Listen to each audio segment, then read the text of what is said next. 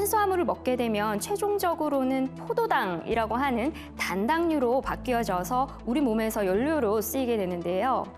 활동량이 적거나 탄수화물을 과하게 섭취하게 되면 이 연료가 몸에 남게 되겠죠. 그러면 우리 몸은 일종의 단기 적금을 들게 됩니다. 요즘 적금 금리가 높아서 굉장히 인기가 좋거든요. 맞아. 네. 이 우리가 음식을 먹지 못했을 때 바로 꺼내 쓸 수 있도록 포도당을 글라이코겐이라고 하는 물질로 바꿔서 간과 근육에 저장을 하게 되는 건데요. 네. 그런데 이 포도당이 적금처럼 납입 한도가 있어요. 한도가 있다고요? 이 무한대로 저장할 수 있는 게 아니라 저장 용량에 한계가 있기 때문에 적금을 일정량만 들 수 있는 거죠. 그럴 땐 방법이 있죠. 네? 어떻게?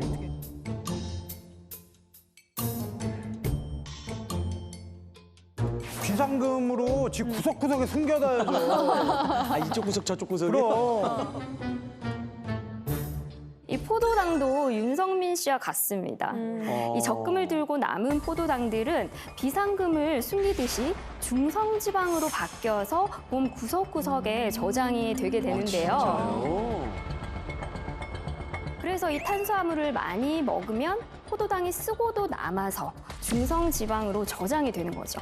아, 그래서 단당류인 포도당으로 빨리 바뀌는 정제된 나쁜 탄수화물 대신 비정제 탄수화물을 먹으라는 거군요. 네, 맞습니다. 박사님, 근데 지방이 종류가 굉장히 많잖아요. 일단 우리가 아는 중성지방, 체지방, 피하지방, 피하. 그리고 내장지방. 내장. 근데 이 차이가 뭔가요? 이 중성지방은 체지방의 90% 정도를 차지를 하는데요. 네. 또 체지방은 쉽게 말해서 그냥 우리 몸속에 쌓여있는 지방 조직을 얘기를 해요. 네. 크게 내장지방과 피하지방으로 나뉠 수가 있는데요. 네네. 피하지방은 피부와 이제 근육 사이에 쌓여져 있는 지방, 내장지방은 복강 내 내장에 쌓여있는 지방을 말합니다. 네. 이 가장 문제는 내장지방인데요. 네. 네. 첫 번째로 염증성 단백질을 분비를 하고 두 번째로 인슐린의 효율을 떨어뜨린다는 점 때문이죠. 그럼 우리 몸은 만성염증과 당뇨로 시달리게 되겠죠. 만성염증? 그것도 무섭다 그랬는데. 생각도 못했어. 아니 현미밥이 건강에 좋긴 한데 또 밥은 역시 백미잖아요. 이 흰쌀밥에 딱 이뻐. 그리고 또 네. 식빵도 포들포들한 맞아요. 그 흰 식빵이 맛있잖아요. 맞아. 네, 저도 정말 좋아하는데 이 정제 탄수화물의 유혹을 뿌리치지 못하겠다. 이런 방법이 있습니다. 단당류 포도당을 다당류로 뭉쳐라? 뭉친다고요? 이 단당류 포도당은 넘치면 지방으로 바뀌게 되지만 네. 다당류인 식이섬유는 그대로 배출이 되게 됩니다. 아, 박사님. 아니 단당류가 눈도 아니고 뭉친다고 뭉쳐집니까?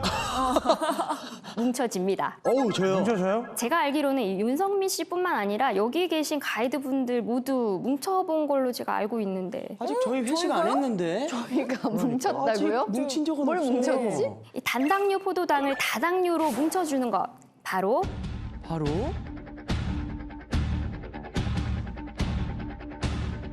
체지방 다이어트 유산균 BNR17입니다.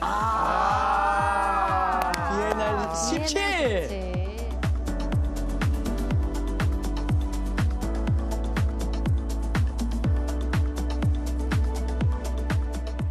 이 BNR17은 우리 몸에서 단당류를 다당류로 뭉쳐주게 하는 역할을 하는데요. 제가 이해가 쉽도록 실험을 하나 준비를 했습니다. 네. 여기 있는 이 굿을 하나를 단당류라고 했을 때 네. 이 BNR17이 들어가면 어떻게 될까요? 어떻게 될까? 오! 오! 오! 아, 저렇게 뭉치는 거구나. 네. 서로 붙는군요. 이렇게 뭉쳐지게 되죠. 여러분들도 한번 같이 해보실까요? 와. 비엔날 17 잘 부탁해. 야, 포도송이처럼 올라와요. 저 진짜 많이 붙었어요. 와, 제가 제일 많이 붙었어요. 선생님. 아니에요, 내가 제일 많이 붙었어요. 제가 제일 많이 붙었어요 지금. 형님, 저거 보세요, 내 거 저거. 봐봐, 아니 내 거 봐봐. 아니, 형님, 제가 더 많아요, 지금. 비엔알17에 의해서 바뀐 다당류는 그 크기가 커서 잘 흡수되지 않고 몸 밖으로 배출이 되게 됩니다. 와. 그럼 탄수화물을 먹어도 지방으로 안 바뀌고 다당류가 돼서 몸 밖으로 나온다는 말씀이시죠? 네, 맞습니다. 아하. 다이어트 유산균 비엔알17, 단당류를 얼마나 잘 뭉치는지 연구 결과를 한번 볼까요? 네. 비엔알17을 섭취한 쥐와 섭취하지 않은 쥐, 각각 그 대변을 비교를 해봤더니 비엔알17을 섭취한 쥐의 대변에서 다당류가 몇 배가 더 나왔을까요? 한 2배 정도? 2배? 3배. 난 2배. 2.5배. 무려 5배가 더 나왔습니다. 하나, 둘, 셋. 왜요? 아니 다당류가 5배 늘었으면 그만큼 중성지방 만들어질 게 줄어든 거네요. 그래서 비엔알17을 이렇게 부릅니다. 체지방 다이어트 유산균 비엔알17.